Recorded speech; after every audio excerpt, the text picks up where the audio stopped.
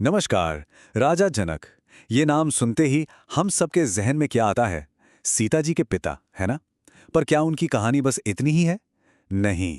चलिए आज उन कहानियों से थोड़ा आगे बढ़ते हैं और राजा जनक के उस रूप को जानते हैं जिसके बारे में शायद बहुत कम लोग जानते हैं। तो सवाल यही है कि सीता के पिता की पहचान से परे असल में कौन थे राजा जनक। उनके व्यक्तित्व में ऐसा क्या था जो उन्हें आज भी भारतीय दर्शन में इतना सम्माननीय बनाता है। आइए आज इन्हीं सवालों के जवाब खोजते हैं। आज का हमारा ये सफर कुछ इस तरह का रहेगा। हम उनकी सबसे जानी पहचानी भूमिका से शुरू करेंगे, फिर ये देखेंगे कि कैसे वो एक महल में रहते हुए भी एक सन्यासी की तरह थे, और आखिर में समझेंगे कि उनकी असली विरासत क्या है। तो चलिए सबसे पहले बात करते हैं राजा जनक के उस रूप की जिसे हम सब अच्छी तरह से जानते हैं। एक प्यारे पिता और एक महान राजा का रूप। रामायण की कहानियां इसी से तो भरी पड़ी हैं। ये कहानी तो हम सबने सुनी ही है और ये है भी बहुत खूबसूरत।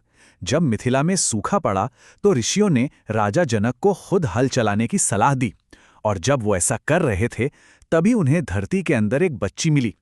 हल की नोक को संस्कृत में सीता कहते हैं, और क्योंकि वो वहीं से मिली थी इसीलिए उनका नाम पड़ा सीता।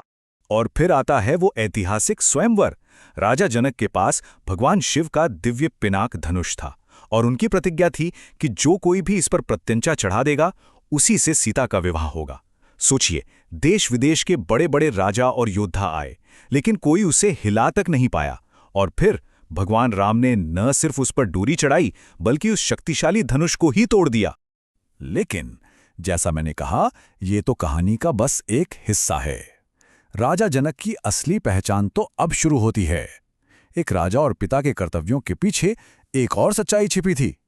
वो अपने ही महल में एक सन्यासी थे। उन्हें राजर्षि कहा जाता था। अब ये शब्द दो शब्दों से मिलकर बना है, राजा और ऋषि। मतलब वो एक ऐसे राजा थे जिनके पास अपार शक्ति थी, धन था, सब कुछ था, लेकिन उनका मन एक ऋषि की तरह इन सब चीजों से बिल्कुल अलग था, डिटैच्ड था। इतना ही नहीं, उन्हें विदेह की उपाधि भी मिली थी, जिसका मतलब है बिना देह के। अब इसका ये मतलब नहीं कि उनका शरीर नहीं था, नहीं, इसका मतलब ये था कि वो अपने शरीर और दुनिया के सुखों के मोह से पूरी तरह आजाद थे। वो दुनिया में तो रहते थे पर दुनिया उन पर हावी नहीं हो पाती थी। तो आप देखिए, उनकी जिंदगी के दो पहलू एक साथ चल रहे थे। बाहर से देखें तो वो एक शक्तिशाली राजा थे जो अपने महल में सारे कर्तव्य निभा रहे थे, लेकिन अंदर से उनका मन एक योगी की तरह था, एकदम शांत, ज्ञान और भक्ति में डूबा हुआ। ये संतुलन ही उन्हें महान बनाता है।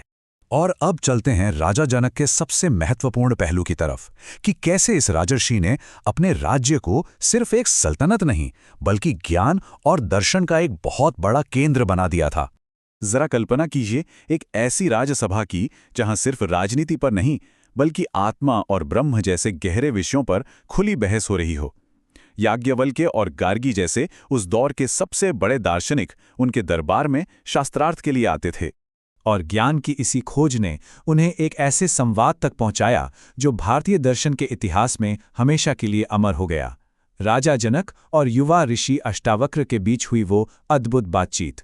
इन दोनों के बीच जो सवाल जवाब हुए उसे ही आज हम अष्टावक्र गीता के नाम से जानते हैं। ये अद्वैत वेदांत के सबसे ऊंचे ग्रंथों में से एक है, और यहाँ जनक सिर्फ एक राजा नहीं बल्कि सत्य को जानने वाले एक जिज्ञासु शिष्य के रूप में हमारे सामने आते हैं। तो आखिर में सवाल ये उठता है कि राजा जनक हमारे लिए क्या विरासत छोड़ गए हैं? सीता के पिता होने से भी ज्यादा उनका असली महत्व क्या है? और अब एक बहुत ही दिलचस्प बात जो शायद बहुत से लोगों को नहीं पता। जनक असल में उनका नाम नहीं था। ये तो मिथिला के राजाओं की एक उपाधि, एक टाइटल हुआ करता था।